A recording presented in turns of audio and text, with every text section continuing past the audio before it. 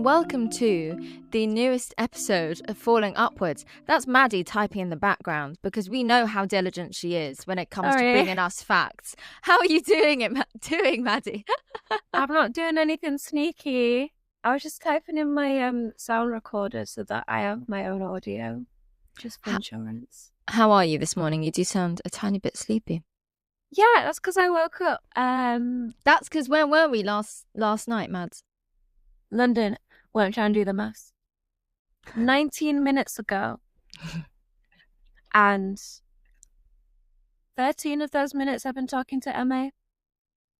So it is like 1 o'clock, but I can wake up at any time. You did get home late from London. Yeah, we were both at Japan House's news exhibition, which is amazing. Don't go too far. Don't go too far. So you know what? Shall I just let you go to Mad News? Let's go to Mad News. Yeah, why don't we? I feel like it's just getting into Mad News again. So we went to Japan House, ding, and we had tree flavored gin. I don't drink and you don't drink, but we did feel compelled to drink because they were like, this is a very, very rare gin and the experience is amazing. And it was, I mean, we both enjoyed it. Genuinely, like, you'll drink. I kept saying this, and I think everyone that heard me say it was just like, she does not know alcohol at all. Whatever. But but I feel like when you drink most things, it's not a friend. I mean, I like cocktails with rum in them because A, I can't really taste the alcohol, and that's the only time I'll drink alcohol. And B, it just feels friendly, you know? It's never hurt me like other things have. But this, I swear, this gin, it was like, because it was properly tree flavored. We have a list of the ingredients in it, actually. So the botanicals include juniper berry, coriander seed, angelica roots, sake leaves. Sake leaves? Is that how you'd pronounce it? Sure. Emma's doing I don't know her, so we'll go with that. And Japanese cypress. And honestly, you drank it and it was like there was a forest in your mouth. And like when you burped, the trees would come back up again. It was very beautifully crafted. You know, so even though me and Emma don't really drink, we were like, oh, we got to indulge. And we enjoyed it, you know? We really did. It was stunning. So yeah. Mad News. Yeah, go to Japan House, London, and check out their news exhibition. It is amazing. I don't know if they'll be able to try the gin though, because there were only 28 bottles. Yeah, made. I think we both felt very indulged that we were drinking. Yes, very rare gin. Rare. That's not something that either of us come across much.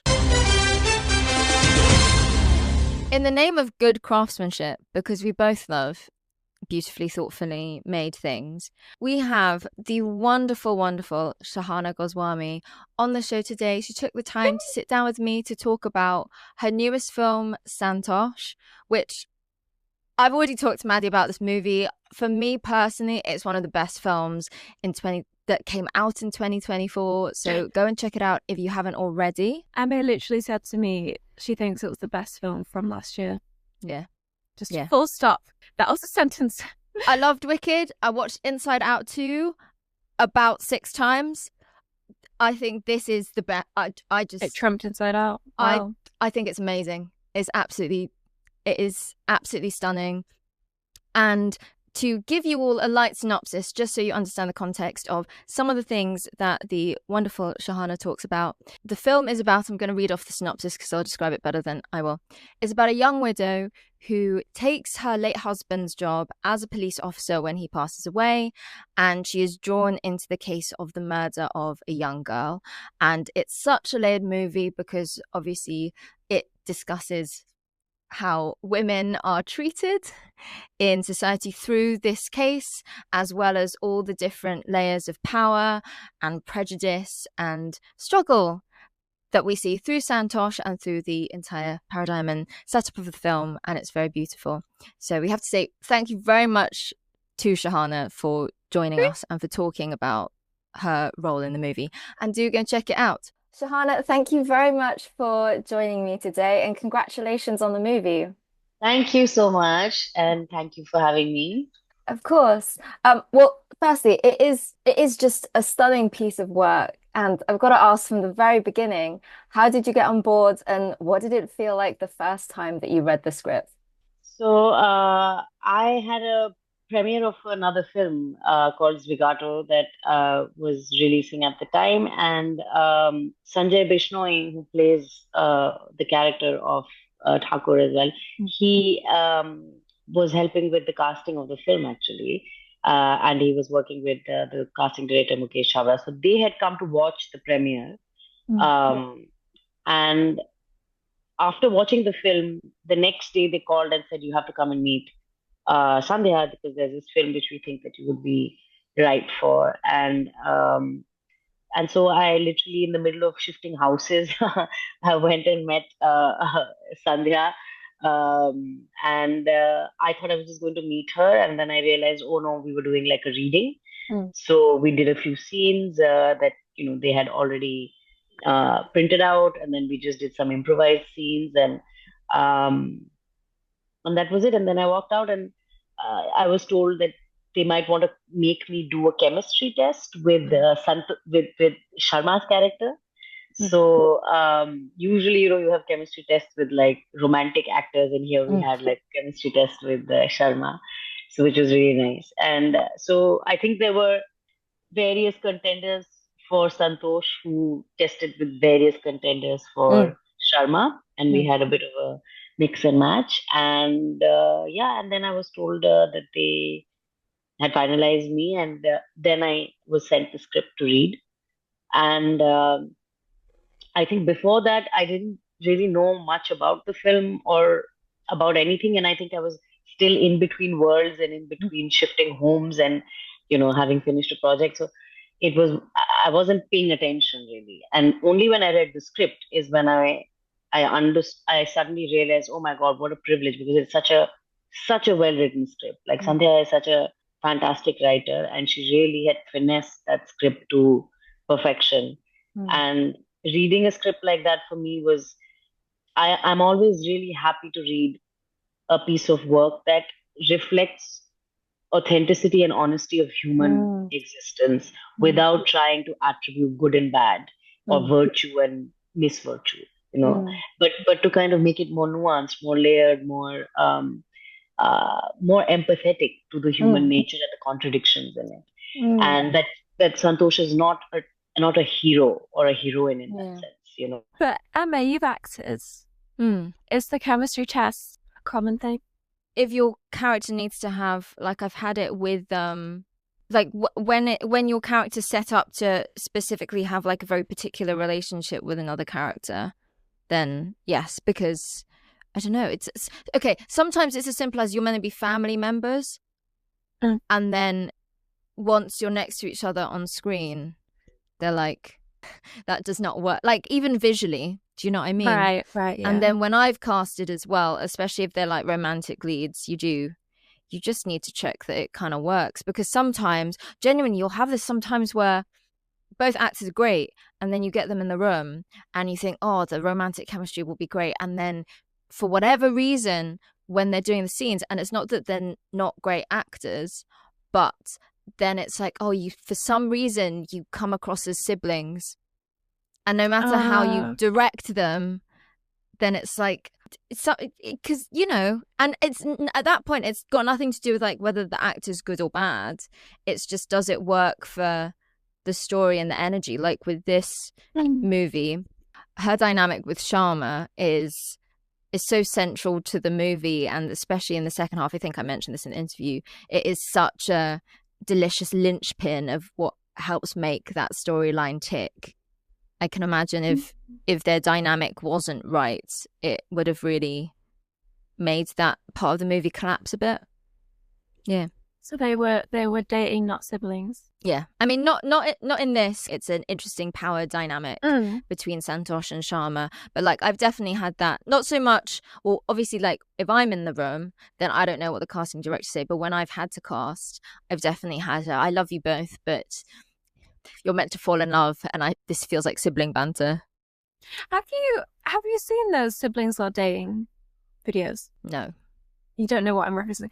Okay. Yeah, it's like them sort of social experiments they do on YouTube by all those different channels like Jubilee or Click or Cut or whatever they're called.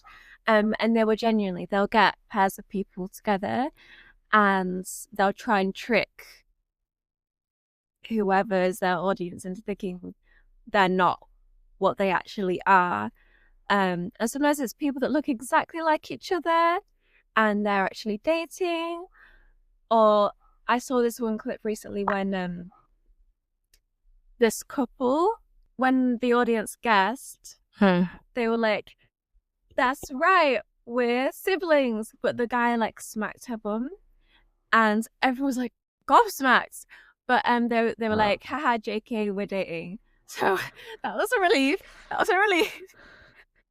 Even you telling me that was an emotional roller coaster.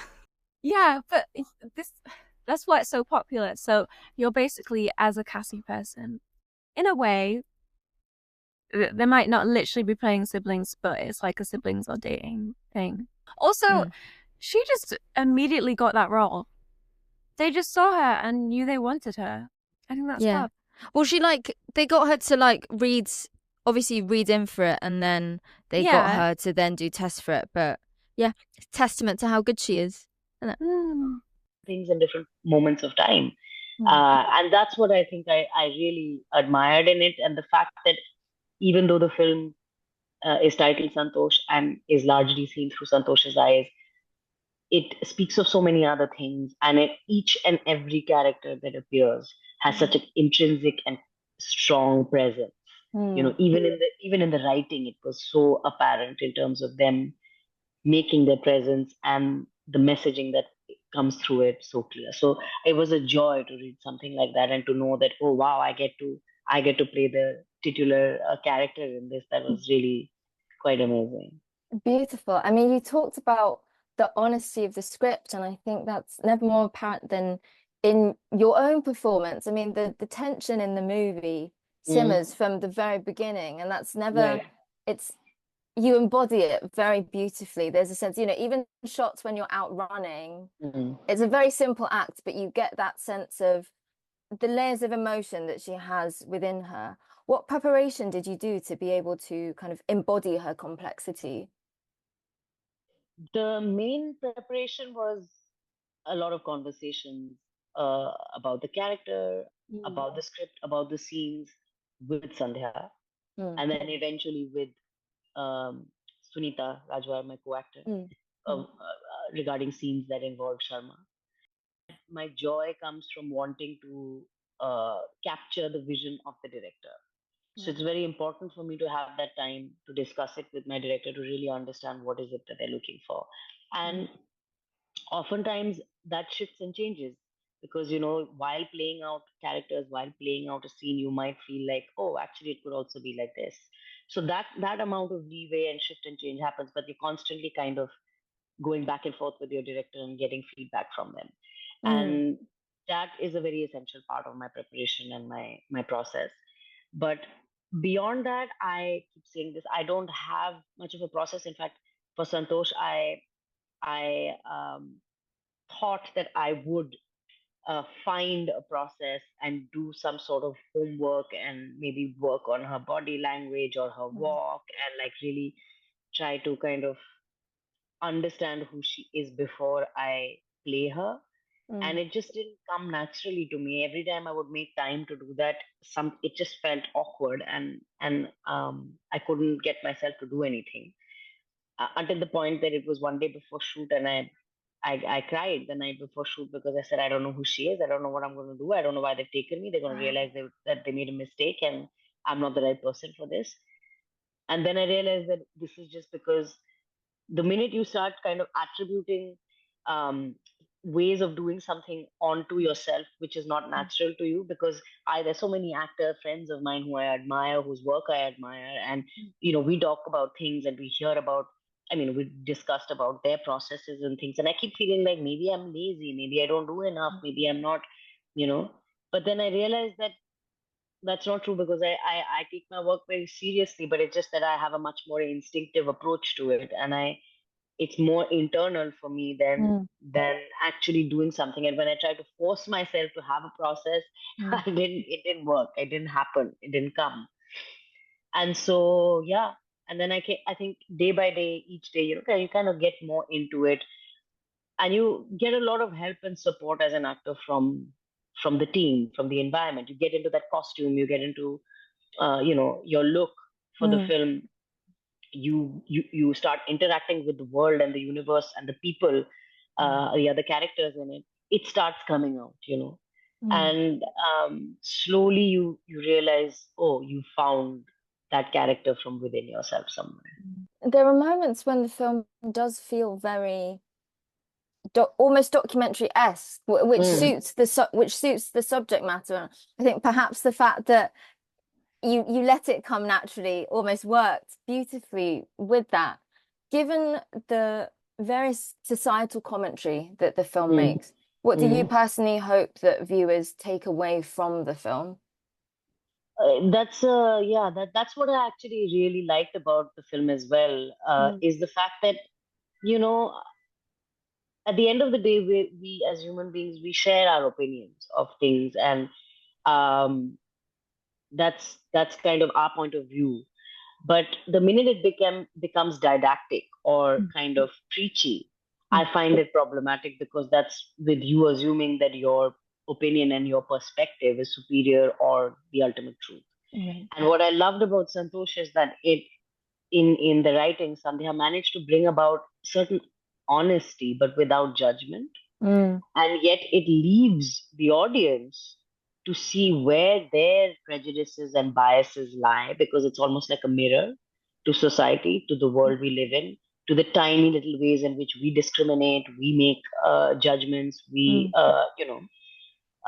create that sense of separation, and it just kind of allows the audience to gauge for yourself what you want to make of it, and how deep and where all it makes you question yourself or the world that you're living in, and the amount that we are responsible for it, and the amount, or the need for any kind of action or difference in our being that is required. And I feel like, because the film also talks about not just social aspects, or all the various kinds of social aspects, whether it's gender, whether it's economic backgrounds, whether it's caste, politics, hierarchy, power.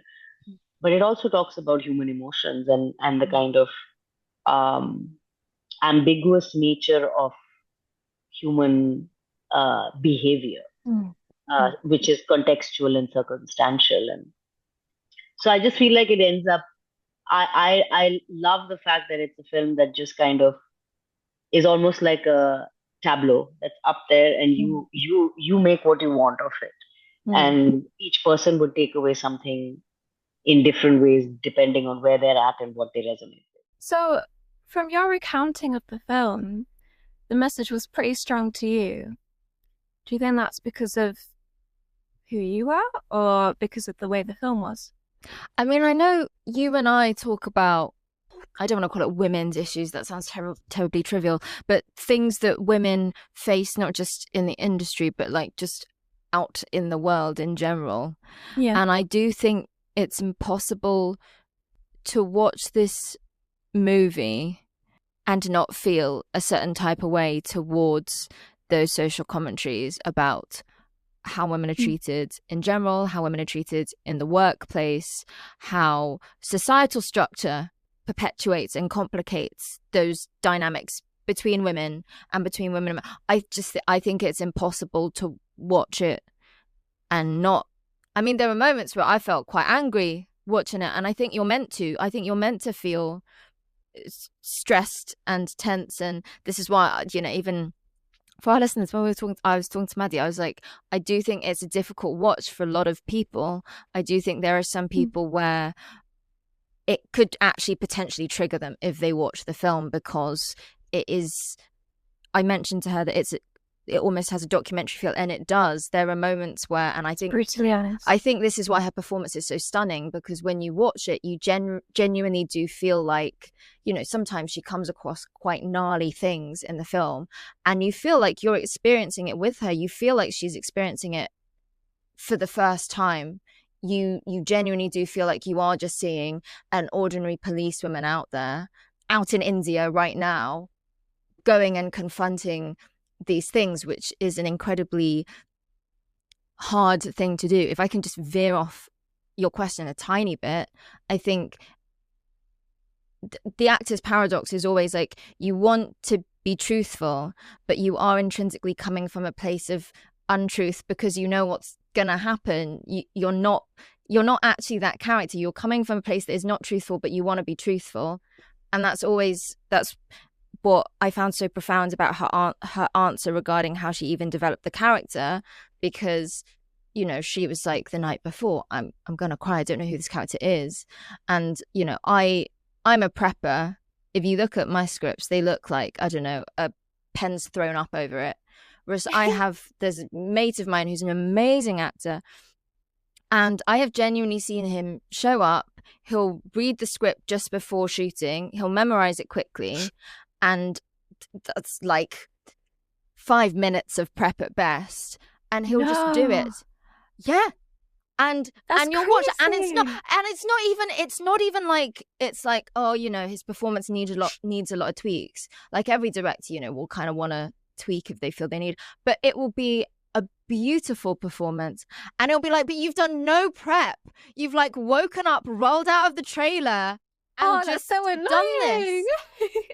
And genuinely, I think everyone, please go watch the movie, because even if the subject matter is very difficult, which it is, her performance is amazing, because every little thing she does feels so truthful and so real. And I do think, therefore, to go finally back to your question, I think it is impossible as a woman to watch this movie and not feel strongly about the themes it talks about. I think it's impossible as a person of color to watch this movie and not feel strongly about the themes it talks about. And I think everybody needs to watch it. But she talked about the movie as something very genuine, something very honest, like a mirror of reality.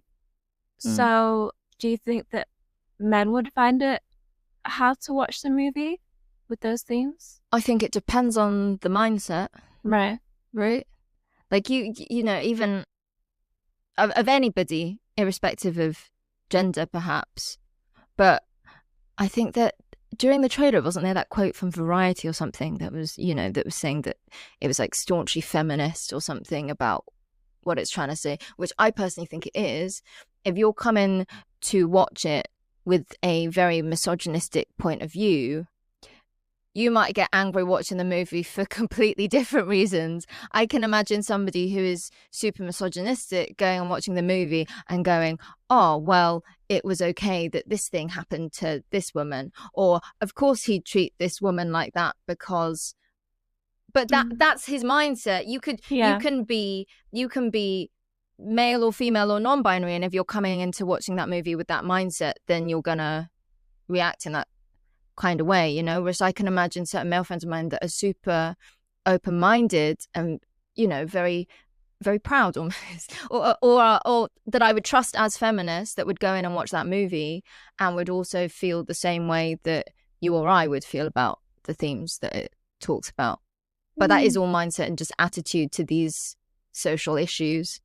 And, you know, it touches on the caste system in India and how that affects things that happen. And if you're super pro how that structure upholds things, again, that will change how you're approaching the movie. So is it going to necessarily not change, because that's quite hard to do, but positively influence the mindset of someone that might be a bit morally corrupt, let's say? I would like to hope that even if it wouldn't change a mindset, it might at least open up conversation. There are certain moments where I'm like, no matter how misogynistic you are, surely you would feel at least a little bit of empathy for this situation. And sometimes empathy is I mean, we both talk about empathy with one another a lot. Like sometimes empathy is all you need to at least start a conversation, isn't it? So I'd like to think it would at least do that. At a minimum, it's thought-provoking, which is better than nothing, isn't it, really? There's only so much you can do with one film. Sounds fab. One more light-hearted question we like to ask everybody. Do you have a favourite failure? I think at this point I'm going through a realization of a constant sense of failure that I've lived with and grown up with, where that constant feeling of you're not good enough. And it's a kind of weird cycle of feeling it in a way where even when you achieve something, or even if you achieve what you wanted to achieve, by the time you get there, it just doesn't seem important enough, or you're still left with this kind of hollow feeling of being like, oh no, but then this doesn't really make you good enough either. So I think I'm trying to kind of work my way through not caring about failure, in a sense, because that's what it is, right? We get so hard on ourselves, where you feel like you need to kind of somehow be perfect, or some idea of betterment, improvement, change, perfection. And I've been reminded that through my friends and close people who really love me and help me, that this is also something that I need to easen up on. And I like to be able to share that with people, because if I'm going through something, I'm sure so many other people are. And the more we talk about it, the more we become, So in a sense, that fear of failure that's constantly there is great, because it makes you realize you're not having fun. Because if you were having fun, then you won't be scared of failing. Like kids, they just do whatever comes to them without caring whether it's if the end product is great or not, or there's no question, there's no idea of succeeding. It's just about having fun in doing what you're doing. She was talking about like feeling like a constant failure, and I'm like, you and me both. No, but it's so real though. You set a goal, you work your butt off to get there. It maybe takes longer than you hoped it would, and by the time you get there, because you're just so used to not like patting yourself on the back, you're like, oh well, of course you did bare minimum. Your goal is actually that thing, not this. You didn't achieve anything. Our brains are so brutal, man. I feel like we have very similar brains. What about you, Emma? You know what? I loved what you said about approaching it, and I'm trying to do this more as well. Approaching failure like a kid, where you just kind of do things. You're not afraid. You don't care. You just go for it.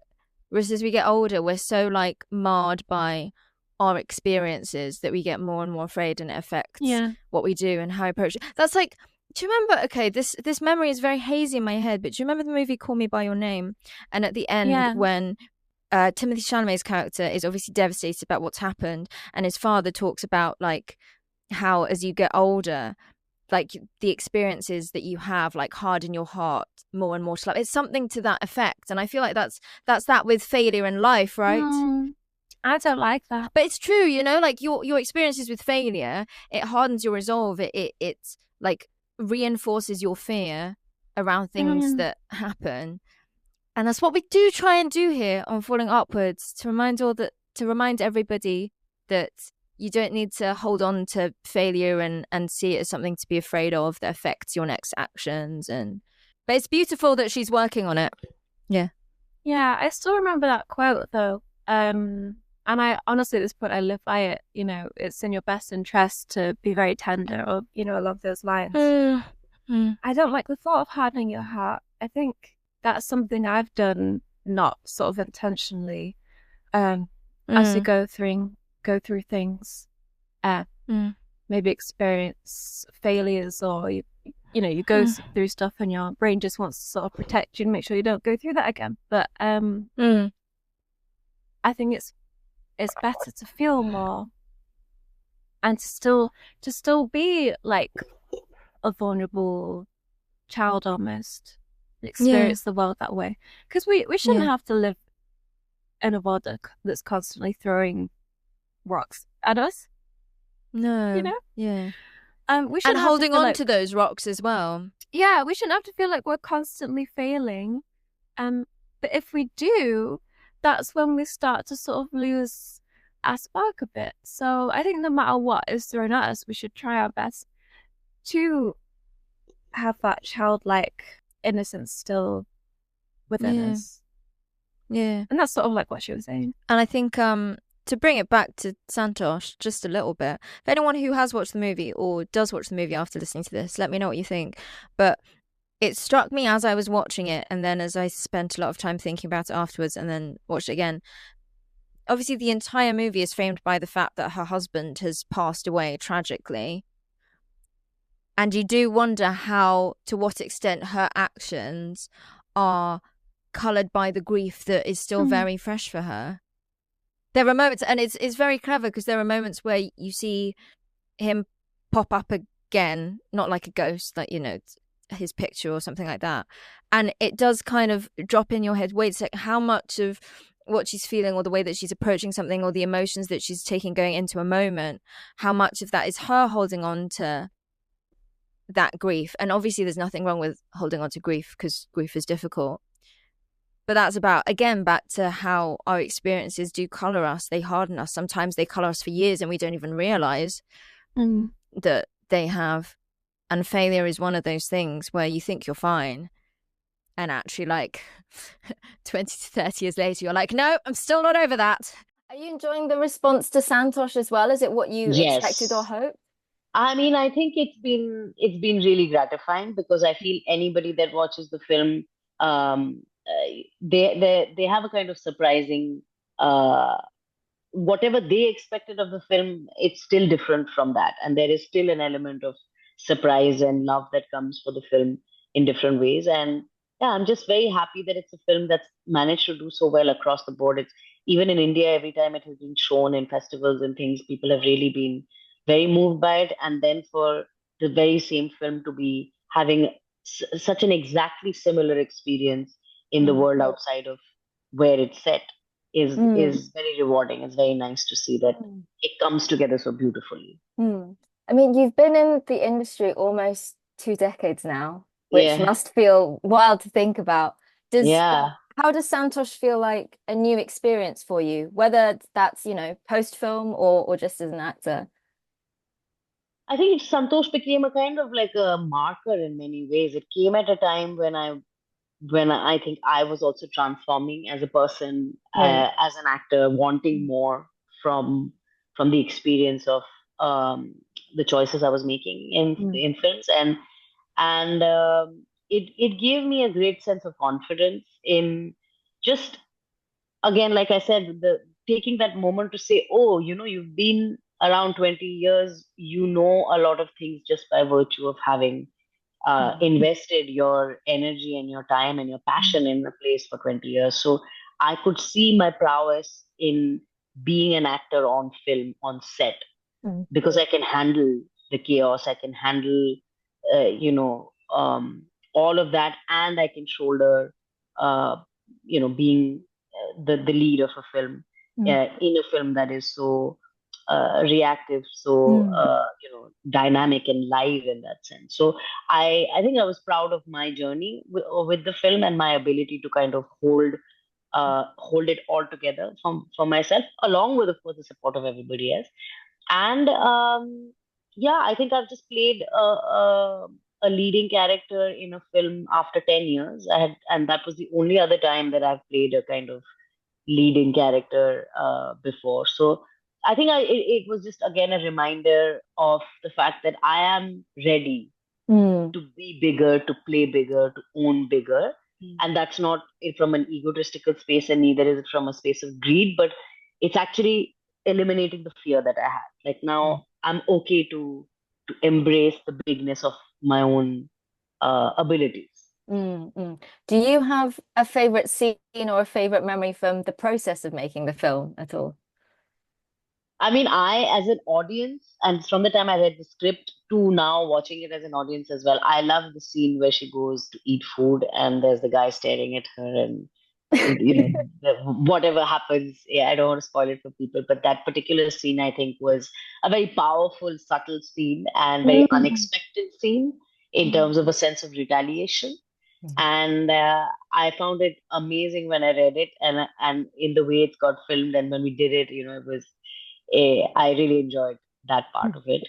And I think, yeah, I really enjoyed working with Sunita. So the scenes with Sunita, I think that last scene of the conversation that we have in the last conversation that we have at the restaurant, I found that also really interesting because of what all it talks about, and where again you're left in a position where you can't be judgmental towards either of them. And it ends with a kind of sense of Santosh also realizing that by serving her food and still staying and eating that last meal with her, because relationships are complex. You can't you can't cut people off, and you still have a sense of attachment, gratitude, affection for people despite the way they behave, despite the things that you find unreasonable about them, and vice versa. So I think that was also another really interesting and subtle, powerful scene. I mean, your relationship with Sharma it's delicious throughout the entire movie, especially as it barrels on through that kind of second act. Did Yeah. you sit down with Sunita to really talk about how that relationship would be? Or did you just kind of also let things manifest as you went along? It was a bit of, I mean, we the three of us spent a lot of time together, Sunita, Sandhya, and I, on the script, on the scenes, all the scenes that Sharma and Santosh were in. And we discussed and detailed and worked through each of those scenes in terms of the different motivations and kind of how to play it out. In fact, we enacted them and saw how it felt to do the scene as well, because there's a lot of physical presence also, just body language. Like there's a lot of unsaid qualities between Sharma and Santosh as well, in silences. So we wanted to see the actual, the scene where she puts the nose pin in the nose. So there's a lot of this kind of unusual intimacy and closeness in these characters. So we did work, like workshop the scenes and kind of work through the scenes a bit together. And then, of course, on the day is always its own thing, and you create some sort of new magic and discover new things. And but she's a fantastic actor, so it's so much fun to play off her. And it was such a difficult character for her to play in terms of the character is so far removed from her own personality and the way she is, and she really just did such a incredible job of playing Sharma. And I just shamelessly, sucked her energy and played off her. Do you reckon a character Santosh is different to the actor? Yes. So much. Based purely on my interaction with her, she's such a sharp, funny, thoughtful presence. Santosh she's such a tense character. That's why, again, I'm gonna keep saying it. Please go watch the movie, because her performance is amazing. Where she's such a contained, tense. She's so emotional, and yet so little of that is on the surface. It's in her eyes. It's in the things that she chooses to do or not to do. There's that cloud of grief and worry that always exists there. It just feels so real, the way that she's manifested on screen. Very different to Shahana, who of course was very chatty and very kind and very happy to talk to us about all these things. What's the response been to the movie in India? Have you felt that, given the subject matter, has it brought up or encouraged conversations that you think are particularly helpful, especially around, obviously, violence towards women and how women are treated in the workplace? Yeah, I think it's been, in all the festivals and whenever I hear responses from people that have watched the film and liked the film, I mean, there has been, like I said, that kind of response where they feel like, oh, it really leaves you shaken, and it leaves you with a lot to think about. And I think that has been something common across the board. And we still haven't had a theatrical release or a kind of release for the general public to watch it yet. So that kind of discourse and conversation that might ensue is likely to happen after a larger number of audience members kind of get involved. But I think it definitely creates a stir internally, I think, for people, which becomes, which would be interesting to then eventually have some sort of a feedback and conversation on, to see in what way has it impacted them, and their way of being or way of thinking or way of, anything really for that matter in their lives. Did you feel after, some of the scenes are incredibly harrowing, whether, again, not to spoil it for people, but they're difficult to watch, and rightfully so. So that must have been even more so for you to create. Did you feel as an actor that after shooting those scenes, you needed to take a step back and shake it off? Or what kind of support did you have to ensure that you could process those scenes well in a way that still felt healthy for you as well? I've been an actor that's kind of found it easy to move in and out of stuff. Right. And I do now wonder why it's easy for me, because it's not like I don't feel the scenes and all, but I somehow am able to switch on and off. I'm sure I carry some residual stuff with me. It helps to, I suppose, to have some sort of a self practice, like to meditate or to exercise. I exercise very diligently through and meditated very diligently through Santosh, because I needed something to feel grounded and centered. I needed to vent or take out any stored energy in me. But besides that, I think I am someone who can really switch in and out. And at the end of the day, just being able to have a good laugh with the crew, or just, we had a really great team. So it was a joy working with them, and got a lot of support from them in terms of whenever one needed a little bit of time and space to get into something. But then once we were out of it, we also had the support of like laughter and joy and warmth in that sense, which would also help. That's lovely. Yeah, it is nice, isn't it? So she's definitely not like a method actor then. No, and it's nice that she felt that it was a safe space, because as I'm sure even the general public are aware now, like not all movies are safe spaces to work in or feel like safe spaces. So it's nice that was it Sydney Sweeney? Well, I can't remember. There was an actress that came out recently and said that they really hadn't made sure that they were safe during the filming of something, and they never want to go into that mindset again.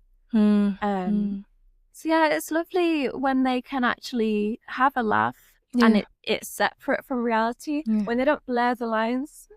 I know this is very different, but it reminded me of at the end of like Monsters Inc. or something, when they get all the characters to pretend they're just filming it. So then it's like, oh, the villain isn't actually the villain. So then if a kid watching it doesn't have to feel so scared of Randall or whatever, because it's actually just mates with Sully and stuff like that. I know it's a bit different, but it maybe could come back. So many people around the world that are enjoying Santosh at the moment, because it is a wonderful film. What personally are you enjoying that you would like to share with people? In life, I think it's the fact that I think we're all always on a journey with ourselves, which I'm beginning to have fun with. I'm beginning to have fun with life, and the roller coaster nature of it is now not feeling as scary, but is feeling exciting. And there is less of an attachment to wanting things to always be good, or wallowing too much in thinking that things might or never change. But it's kind of having fun with the twists and turns in the plot, and looking at it like a film, actually. Just, like how you trying to see one's own life as a video game or a film that's playing out, and you're like, oh, interesting, let's see what happens next. Even if it's not as you planned it to go. And so I'm having fun with life, and I'm having fun with discovering aspects of myself, some pleasant, some unpleasant, but it's a good mixed bag. So her exchange is basically just riding the wave. Yeah, enjoying life, appreciating life. And what she said about appreciating like the things she's discovering about herself, the not so good things and the good things, which we don't, for a show that enjoys failure, we do, to be fair, we don't talk about appreciating bad things about ourselves enough. Yeah. And like being able to live with those things. I like knowing stuff though, because me too. If there is like a bad thing, then I know to control it a bit more. If I'm not aware of something, I can't make any effort towards it. Yeah. But if I and you know can't appreciate it. You can't appreciate it. Sometimes that bad thing, maybe it's like that you're always late or something. Say if that's your bad thing, which is not like a terrible, like horrible thing to be, but you know, people like it when other people are on time. So that might be your chronic thing, right? That you're always late. Like if you know that that's your not so good thing about yourself, you can learn to like appreciate what that means for you. Like you can appreciate how that thing adds to your life if you know what that thing is. Like, say if your bad thing is I never respond to texts. Well, I'm never burdening myself with, I don't know, I'm bad at this, clearly. But just because things are considered undesirable character traits doesn't mean they're necessarily terrible things. And that doesn't mean that they aren't things you can't appreciate. Not all traits that are considered like negative are necessarily bad things. Sometimes those things, like say if somebody, I think a lot of neurodivergent people see things that they deal with as really negative bad traits, like, you know, they get stressed out easily, they get anxious easy, but those aren't necessarily bad things. They're things that you might want to manage more healthily. But like if you're standing on the edge of a cliff and your anxiety is going off the charts, I think that's a good thing. Don't jump off the cliff. Your anxiety that's a good thing right now. Do you see what I mean? It's not always a bad thing. If you're like, I've got an exam tomorrow, maybe I should like try and sleep well because I'm anxious. Like that's your anxiety trying to help you. That's not a bad thing. So my tendency to need sleep more than the average person means I get very lovely vivid dreams. Did I mention the dream that I was literally still like, it was still fizzling from my brain at the start of this episode? Yeah. It was intense. Do you have something to add to the exchange today, Maddie? Trigon and feminism. Nice. Thank you. I'm going to be cheeky and my exchange thing will be this movie. Please go and see this movie. If you don't think the subject matter... That's totally cheating. If you don't think the subject matter is going to trigger you, please go and see this movie. Her performance is masterful and you will have come out of it feeling like those hours of your life were genuinely well used. Will you feel good or will you feel kind of sad at the end of the movie? I think you'll feel winded. Right, that's a good word.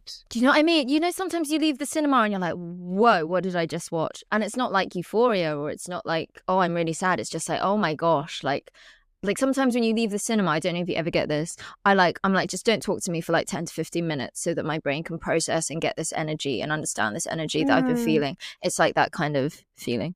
It's fantastic. Go watch it. Oh, but you know what the best feeling coming out of a cinema is like a film that changes you. You're stuck in the world of for like a good half hour afterwards. Like you're walking down the aisle, you know? And you're like, I'm not ready. I'm still there. For me, it's usually like a sci-fi thing, like a Marvel film. The few I've seen in cinema, you know. Yeah. I felt like an actual superhero in the movies, and I need to go and fulfill my destiny or whatever. How am I going to do that in a car park?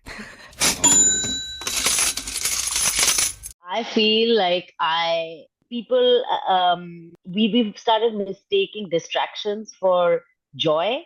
I think it's a good time to really explore joy, what really makes us happy, what really brings glee and a sense of upliftment in us, because that childlike quality, that we were talking about right now. And I really wish for people to be able to connect to that side. I read a nice quote recently about the ego is serious and the soul is joyful. So we have to find a way to kind of get back into the soul's energy of joy and lightness. And that's not to say that one will not go through difficult experiences, but we don't have to take them so seriously and get so pulled down by them. And joy is not always about being like happy, but joy is about being able to see a silver lining, let's say, So yeah, let's just all try and tap into that quality, that childlike quality of being able to be joyful because you are moving from moment to moment without a fear or with less fear, and with just a sense of intrigue and curiosity. So yeah, that's what I would wish for everyone to find for themselves. Well, that was beautiful. Thank you so much for spending time with me today. I really appreciate it. Thanks. Wowza. Ego is serious, but the soul is joyful. Amazing. Emma saw the reaction I had to Yeah, that. Maddie was like, wow. Fantastic. Those are words. And very true. They were words. Yes. And in the good way. Yeah. Not in that I don't know what this person is saying. No, those are just I feel sounds. Yeah. So profound. I feel like she spoke. I'm not being very descriptive. Yeah, no, I think we should all definitely follow that. Like, spot on with what I've been getting from her and what I feel the same way too. Yeah. What would you like your sign-off message to be then? It's way less eloquent. I just thought, don't smoke trees, drink them. Right. I'm going to go for blind boxes are fun, just don't go overboard. Yeah. Sure. Yeah. Well, thank you everyone for listening to the episode today. Santosh is out in cinemas on the 21st of March, so please go and check it out. You are definitely not going to regret it. We have to extend our thanks to Shahana Goswami for coming onto the lawn today. And thank you as always for listening to another episode of Falling Upwards. Bye!